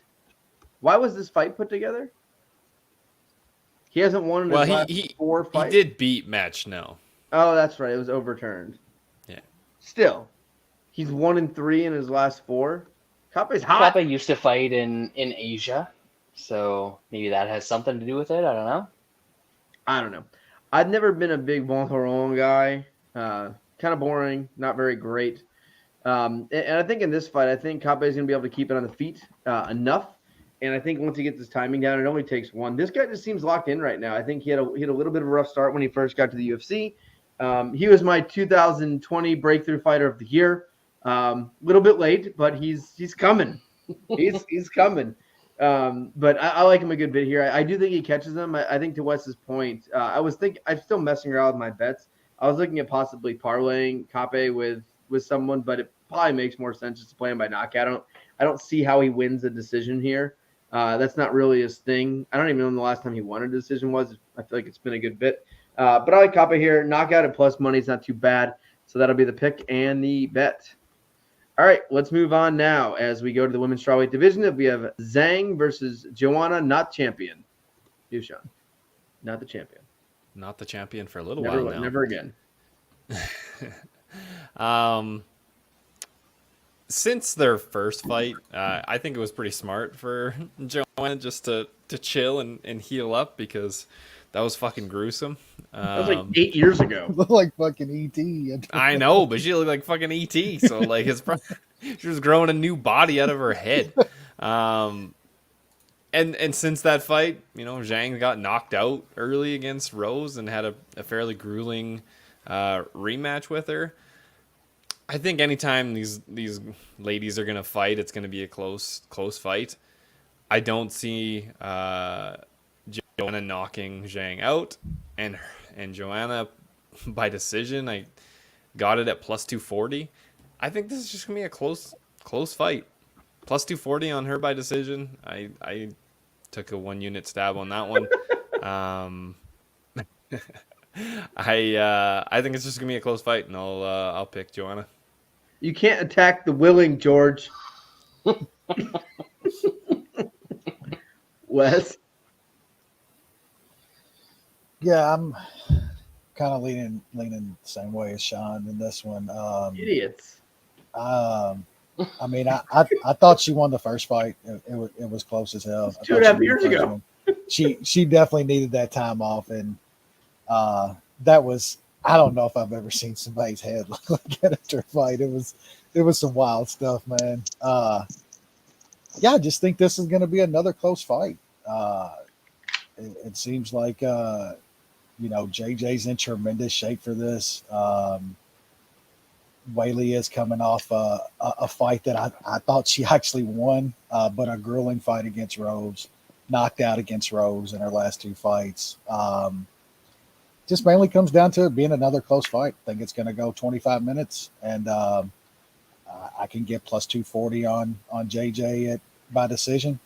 That's just something I got to take here. It's nothing big. Like if Weili wins a decision here, I'm not shocked whatsoever. I think it's going to be close like that. So just take somebody I think could outvalue her in the end at plus 240. So that's the pick. That's the bet. Red? I think a lot of people are setting themselves up for huge disappointment in this fight. This is not. No, just in terms, like, everyone's like, oh my god, the first fight was the greatest fight ever. I hear you there. Yeah, I think they're both going to be cautious. Yeah, I do. A slow pace fight. I do too. Yeah. I don't think this is going to be a great fight.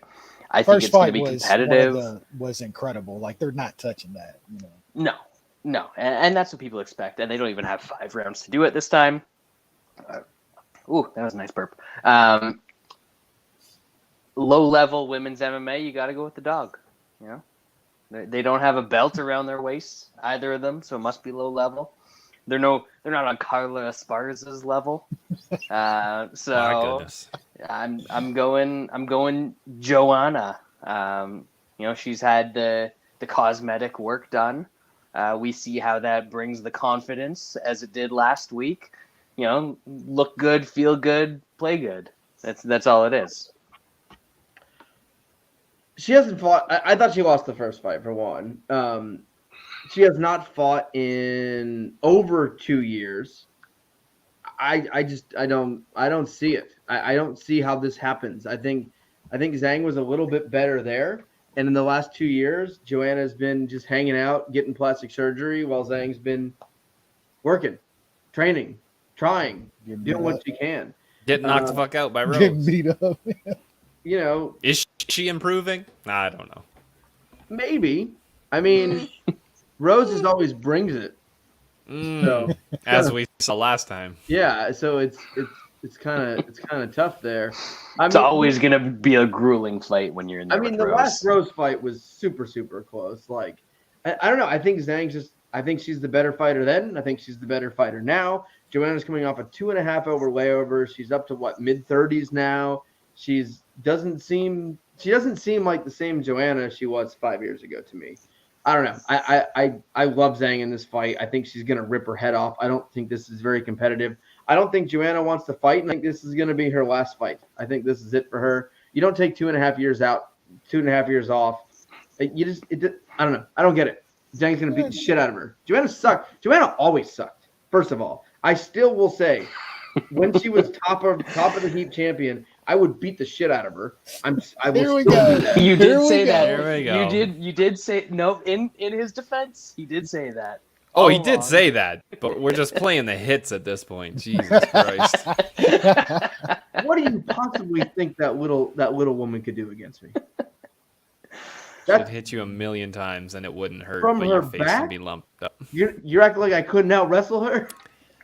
That's a double to rape joke all day. That's a double to ratio all day. You don't even Oh, have to go. yes. You don't even have to go in your bag of tricks to get Still the got my single high out school wrestling there. shirt on. I'm the same size. I mean, she's even a little more top heavy now. Like she goes down like a fucking tree at this point, man. Balance is all off. That wouldn't even be a takedown. That would just be a step trip. It would just carry her over. Oh, God. Anyway, I like Zhang. She'll be in a parlay. Women's flyweight division, easily the worst fight in the card. Valentina Shevchenko versus Taila Santos, who I'm not exactly sure I know who that is, but I do know Valentina Shevchenko, and she is worse than death, worse than cancer. Dushan. Jesus Christ. I think Santos is going to force this to be somewhat entertaining, and I think Shevchenko is going to capitalize on that. Nope. Oh, wait. What? Isn't this the chick that like laid on She's awful. Roxanne Martifari for she's forever? Held her. She was And- correct, and but she Jillian also had- Robertson for forever. This is correct, but she's also going to have to shoot takedowns, and I think She had one Shevchenko's going to stuff finish him. in the UFC, and it was her last fight. And she's going to tire, and then Shevchenko's going to fuck her up. A couple years ago, I don't she care. lost to something called Mara Romero Borella. Oh, Barella. I don't know what or who that is. She's the lady that's fought in the UFC. Yeah, I took Shevchenko inside at plus 160 for a unit. Maybe I'm just hoping and praying that she gets some stuff done. I just think Santos, I don't know if she can go 5 rounds. Shevchenko's can box her up on the feet, and I think Shevchenko can stuff takedowns. Who cares? What? Yeah, fair. Yeah, I think either which way Santos tries to fight this fight, she's gonna lose it. I think if she's aggressive and tries to come forward and gets into Shevchenko, that's just going to give Shevchenko openings to land. And if she tries to go slow and play that kind of fight, Shevchenko at distance is just going to do a bunch of nothing and score little pity pat points. So nobody's really good enough to beat Shevchenko, but damn, she sucks watching her fight. It's like really bad at this point. I do like inside the distance. I don't think there's any way Santos goes 5 rounds trying to win this fight. So I like Shevchenko inside. If I haven't bet anything on this fight, if I do, it's that. It's still some slight plus money. Why would you assume Santos would try to win the fight?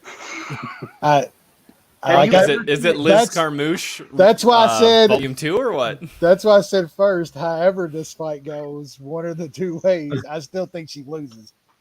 I've never seen someone fight Shevchenko with the goal of winning. It's really weird. Like, I feel like someone could beat her if they were like, hey, I should go beat her. Andrade Yeah, that's never the game plan. Andrade kind of did, but she's just too small. Yeah. You know. Let's go back to Pena way back when, at 35. Pena tried a bit.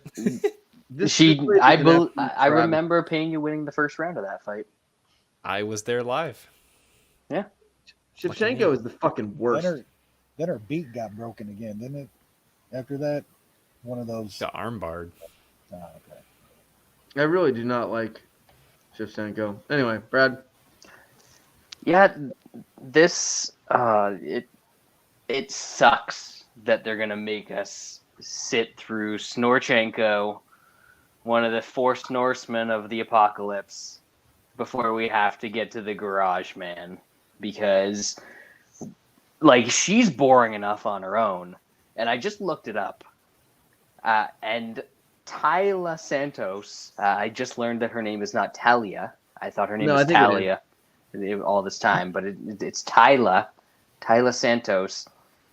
Laid on Jillian Robertson for 12 minutes and 47 seconds of a 15-minute fight. That's fine. And that is the person that people are trying to tell you is going to make an intriguing fight with the most boring champion possibly in UFC history. I know she had one knockout against Jessica Ai, and people are like, wow, that was a great knockout. And yes, she kicked her in the head. It was very enjoyable for all of us because it was Jessica Ai. But I fully expect this to suck. This might be the rare co-main event 5-round Turk dog walk Ooh, on a pay-per-view that's card. a long walk. That's a lucky dog. Yeah, he's gonna be a happy boy. Don't let that chick catch you with him off the leash. So I would say that this podcast has 3 favorite fighters, like Bearju, Bronx, and Glover, right? I think that's What was pretty the accurate. fight before the Bronx fight? I don't remember. Rose. That's why we don't remember. This is good omens, baby. This is a Glover run. Love it. To pay for the success. This is how it works. So I'm super excited about this. This fight sucks. Shevchenko's going to win a boring decision, or she's going to finish in the 4th or 5th round where literally everyone had already fallen asleep. So we just need cheers to wake us up. The thing that people talk about that she's some crazy elite fighter versus she's fighting fucking horrible people every week. I can't get over it. I don't want to talk about it anymore. She sucks. This fight sucks. I think our only positive here is I think once Nunes and Shevchenko are gone and they're not good anymore, we can eliminate 125 and 145. So, boom, let's get there. All right, let's move on now. Main event of the evening. It's time. Man, Glover Teixeira, Yuri Prochazka. Great one, easy outcome. Nushan. The disrespect to the Garageweight Champion is still just brutal. Awesome for our bank accounts. Mm-hmm. It is. I mean, Holy come shit. on, are you kidding me? I made so much money when he beat Jan. Fuck, did he look good in that fight? So good. That was wild. He didn't even get knocked out in that fight. I know. He's like, I guess I'll take the easy way on this one. He couldn't risk it with the belt on the line. He had to not get knocked out before he won.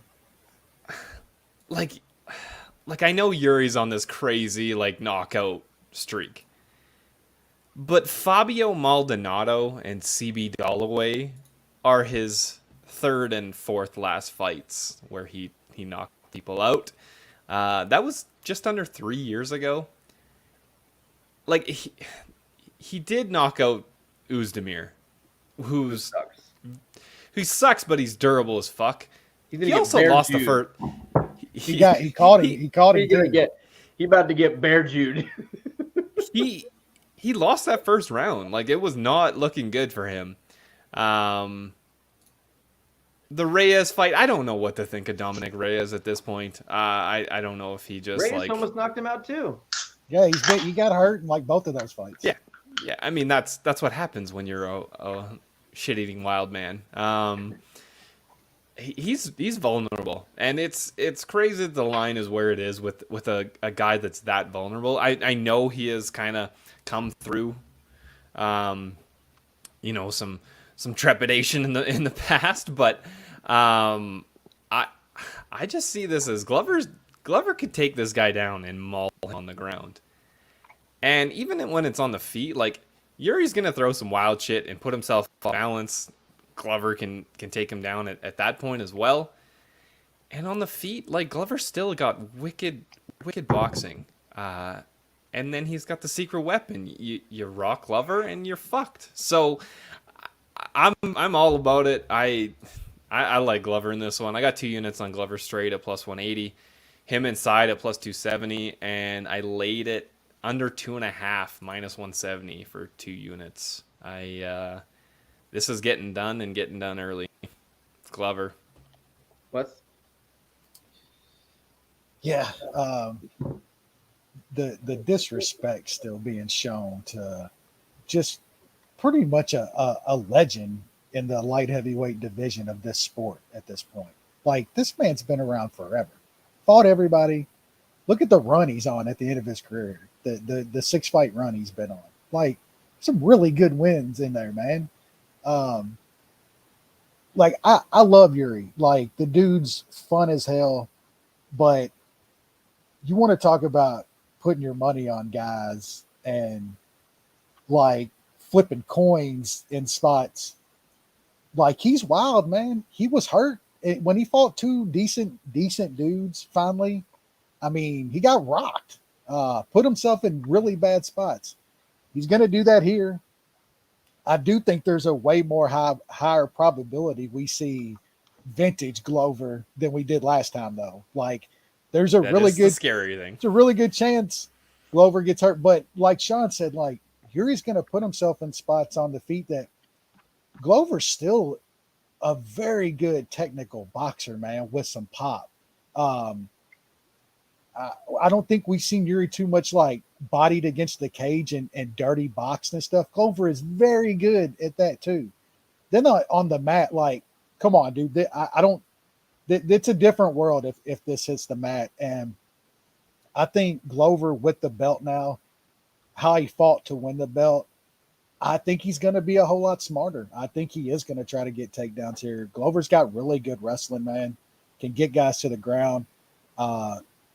He's really good at controlling on the mat, but still landing damage. His ground and pound is really good, but he's strong, man. He still controls guys when he's getting those hammer fist off. So I don't get it, man. I don't get the disrespect against a champ, a dude on a run like this, a dude that's this skilled. I guess people still think the chin is sketchy. Like, Glover might get hurt, but in this sport at this level, it's about recovery. Like, they're going to get cracked. Like, dudes can get rocked. Do you got the recovery to get back in a fight? Glover's proven that time and time again. So, man, at this price, I love Glover in this spot. I like him inside the distance as well. That I don't either guy wins this fight. I think it's a knockout or grounded pound from Glover. So, love Glover. Big bet for me. Garage man one more time. Brad? Now that we have all these legal books in Ontario, I have accumulated a shitload of free bets, and pretty much all of them are on Glover or Glover inside the distance. I'm gonna have some actual money on him as well, but I mean he's gonna get hit probably in this fight. And I'm not even super convinced of that because, like, it's not like Yuri's going in there and immediately killing people. He has to dance around and do his crazy karate stuff, and he's got his stupid haircut and all that. He has to make it look good. I think that Glover's going to have chances to get him down, and I have almost no idea what Yuri's grappling looks like. I don't think it's good. He puts himself in a lot of positions where it's not going to look good. And if a guy, it doesn't matter if your grappling is even good. If you put yourself in a position where a guy like Glover can get on top of you, I mean, like having Derek Lewis on top of you. there's blankets in MMA. Glover's not a blanket. There's like weighted blankets. Glover's not even a weighted blanket. Glover is like you getting put on the ground and then cement getting poured on top of you. People don't get up when Glover gets on top of them. And they don't fare well when Glover is on top of them because he is violent. He is looking to advance position, smash you every part of the way that he's advancing position, and he's eventually going to look for a sub. And if for some reason you're good at defending subs, like Anthony Smith, he's just going to keep smashing you and smashing you and smashing you. And it's not like you can come back from one round of that and suddenly you're 100%, you can just get right back to it. He's just going to take you down again that round, even if you hurt him, like Thiago Santos did in the third round. And he's going to advance position, and he's going to smash you, and he's going to look for a sub, and he just doesn't stop. It's crazy. Unless Yuri puts him out with the first punch he lands in this fight, I think he's in trouble. And I think the fact that we're getting Glover at plus 170, Glover inside at plus 270, Glover sub, max bet season over at FanDuel for $25 for Glover sub. Shout out Monster. At plus 500. I've got a bunch of money on Glover in this fight. I think I was honestly happier when he won the title than when Dubronx won the title. Just because. What was that? That's stupid. That's a stupid comment. Why is that stupid? It's close for me, man. It's close for me too. He's so much older. He's so much closer to the end of his career. Yeah, I was very happy for Glover when he won the title. So good dude too, man. Really good. Exactly. This is a Dubronx podcast. Dubronx sponsored pod. If we asked Dubronx to sponsor the podcast, he probably would. I would just tell him to say he paid us, but really give him money for the favela. That's fair. I'd chip in on that. Either way, Glover, money line, inside the distance, sub, all of that, gonna happen. Yeah, I kind of with Brad on this one. Like, if he doesn't land the first big shot, I think he's in trouble because how Yuri throws is really bad against a guy like Glover. Like, Glover takes advantage of openings on his takedowns, on his entry points. And Yuri's always throwing weird fucking crazy, like if he throws some kind of spinning back kick or like spinning back fist or any kind of weird Yuri shit, Glover's going to, if he doesn't land, he's going to grab him. Yeah, he's going to grab him and take him to the ground. So I actually see, I don't know if this is going to be the one again. I think this is going to look more like the Jan fight than the Santos fights or those other fights where I think Yuri's going to come out like an idiot and throw some kind of crazy jumping kick or something like that. Glover's going to grab a leg and get him down. I think he's going to wear him out with the ground and pound. I think he's going to sink in a choke. I don't like playing sub for Glover just because his ground and pound is so bad. It is mean. That's a mean fucking ground and pound. Like it's kind of like with Dubronx. It's like pick your poison. Like it's hard to say Dubronx is going to get a sub nowadays where he can knock a guy out just as easily. So I think with this one, the inside the distance plus 275 is some crazy ass shit. This is a guy that finishes every single one of his fights outside of the Krylov fight, I believe. We're getting plus 275 on this, plus 170 in the money line versus a guy. Yeah, Yuri's on a good streak. He's won a lot of fights in a row, but he gets hurt in all his fights. And when you get hurt by Glover, you do not continue to fight. And I just like Glover a good bit here. I haven't decided how I'm going to play this thing. Part of me just wants to say fuck it and just put my whole bet on inside the distance. I don't see much of a chance of Yuri surviving rounds. I can't see this going 25 minutes either way. Yuri's been finishing all of his losses. We still when it comes to nice plus money like that, I watched fucking Dan. You gotta take a sprinkle. I watched take a little. I watched Dan Henderson and fucking. It's always possible. Vegas. That just. I usually, if I don't. You're right though. It should. I'll split it. Like Bear Jew's a guy. Like Bear Jew's last fight, I had a huge bet on him, and I played like the sub line was something insane, but I split it 450 sub. Yeah, I did too. Sub and inside, and I was like, you idiot. I did too, but. So I don't know. I'm playing Glover pretty big in this fight. It's either going to be all on inside the distance, or possibly split between inside and money line. But I just don't see a reasonable way of Glover decision winning. So if I don't think that's possible, why would I not just play inside the distance? You get an extra buck. So I mean, it's a good difference between Glover and Glover sub. And if I lost the bet, if I have all inside the distance, am I really going to be mad about losing a bet where Glover wins by decision? Like, I'll be just as happy. Yep. Let's be real. MMA's MMA gambling's a hobby for me. I don't get mad about losses. I don't freak out. I don't yell. It's not money I can't lose. As you guys know, I'm completely rich and famous. So the betting thing is just a side thing I do for fun. Great show. Really enjoyed it. Consensus. Come on, sir. Oh, I forgot. Like the people didn't know. It was so obvious that I completely forgot about it. That is the consensus bet of the week. Glover Teixeira. Bronx got it done. Bronx got it done. 175. Yeah. Now we're gonna get Glover like inside the distance plus 275. We're not going some money line bullshit. Split it. Kidding me? Inside the distance. But yeah, that was fun. What card do we have next week? I assume it's terrible since it's Hader versus Josh Emmett. Actually, there's some fun scraps on here. Like Julian Marquez is fighting Gregory Rodriguez. That's gonna be nuts, bro. That fight is gonna be fucking insane. Hobocop is the man. They buried fucking the little Dukakis way down on the card, but he's fighting fucking Doolittle. Like That's a fucking scrap, man. I like Baby Dukakis. I think, everyone got all hyped on his brother. I still think Baby Dukakis is better. Halls against Win. That's going to be hilarious. Means in Holland. Yeah. They're doing that Cerrone and Cerrone, Stamen, Eddie Wineland. Even Buckley Duryev, like that's a good fight. Like this card kind of rocks. No, it's a lot awesome. better than what we've seen on It some is fight fucking night awesome. cards recently. That's for sure. Danny Chavez and Ricardo Ramos. That's gonna be fucking wild. You got man. Dukakis on the prelims and Hogs on the prelims. They're the first couple fights. They're like the I first like couple that they're fights. doing like the short black fire hydrant guy fight between Hogs and Duran Win. Dude, I want Giannis to literally kill Tony Kelly. And when I say literally, Please. Like I mean literally. Like die. That'd be we good. need that.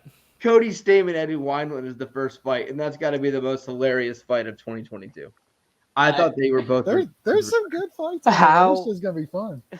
Card if rock. Cody Stamen doesn't finish that fight, he's never gonna finish. Never a gonna fight happen. He ever. should not It's fight. not gonna happen. Dude, that's Father's Day weekend. I can do whatever the fuck I want. There you go. I mean, I play golf every weekend, so I mean, it's not like I don't. I'm getting pretty good. Lance- When are you gonna come play? The other thing, are you gonna join the Live Tour? Yes, obviously. That's Saudi money. If you guys are bored, read the Live stuff. Like, they work for terrorists and all this stuff. We all know that. So they started doing the press conference this week because it's the first tournament, and it's like a 5-year-old child started a golf organization but had billions of dollars. It's the weirdest shit I've ever. They gave the golfers scripts. They made these weird team names. They made logos on Microsoft Paint and printed them out. They kicked the reporter out because they said he was being too mean to the golfers. I assume he's beheaded and dead. Yeah, now you're in Saudi Arabia now. No, Yeah, you're fucking. They're in London. Ari Fleischer is like one of the fucking He's the dudes MC. up and like. It's a shit show, bro. Like, it is a shit show. These guys have.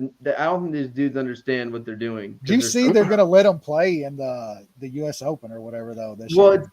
so how Live is the Triller of golf organizations. Except if Triller got fucking John Jones and like all these big guys. They got Jake Paul. I don't know who's bigger than Jake Paul. Lance? $200 million. Yeah. DJ's a pretty massive fucking get, man. I mean, he hasn't had a win in like 3 years, but 2.5 years, but he's still. Why do you keep betting on him then? They're all. I can't help myself. I haven't been on DJ in a long time. I'm not a big DJ. You bet on DJ like a month ago. You definitely did. Well, his odds have been up to like 2,500 now, so I've been playing him in a few spots before he plays that well. But from what so how the PGA Tour works is they have PGA Tour, which is most of the events. They have full control over these events. So think of the Memorial, Players Championship, Arnie, like all those events. Those guys will never be allowed to play in. They have an announced suspension. They're at least suspended for 1 year, if not lifetime ban. So all the majors are not run by the PGA Tour and have no affiliation to the PGA Tour. So the U.S. Open this week, and the U.S. Open's the one where literally I could go out and try to qualify. Yeah, they said they qualified already this year, so they're going to let them play. Yeah, and well, even if they didn't, so DJ could go to a local qualifier and qualify. Doesn't he have he has an exemption anyway? He has for exemptions, but anyone in Live could technically go to a qualifier and qualify. Same thing, and all the other ones are going to be based on world ranking points. The problem is for these guys, Live is a fucking clown show. Yeah, next year though, they're not going to be qualified next year though, right? Because Live is trying to get status so they can award OWGR points. The problem is they're a fucking clown show, and the people that run the official world golf rankings, they're pretty much in bed with the PGA Tour, the European Tour, and all the majors. So they're not going to let Live get golf rankings. So basically, anyone who signs up for this tour, their ranking is going to slip every single week because they're not getting any points. And as soon as you fall out of the top 50, you're not playing in Augusta, right? As soon as you fall out of the top 60, you're not playing. You're not qualified for the U.S. Open or the PGA Championship and all these. So all these guys, like 6 months from now, by next year's majors, they're going to drop so much in the rankings that they're not going to be qualified for any major unless they've won that major and have a lifetime exemption. Phil is a different case because he has lifetime exemptions for a lot of this stuff. But these guys, I mean, they're like the most shocking one to me wasn't DJ. It was Taylor Gooch, who you guys have probably not heard of. That was the most shocking to me. He was a 30-year-old kid. He won on tour last year. His whole career in front of him. U.S. guy, and he might have just thrown his entire career away. Took the money. Smart. Wild. All right, let's get out of here before we break the rule, Lance. Yeah, we're still good. We got 18 seconds. Have a good week. Enjoy the card. We'll see you next week.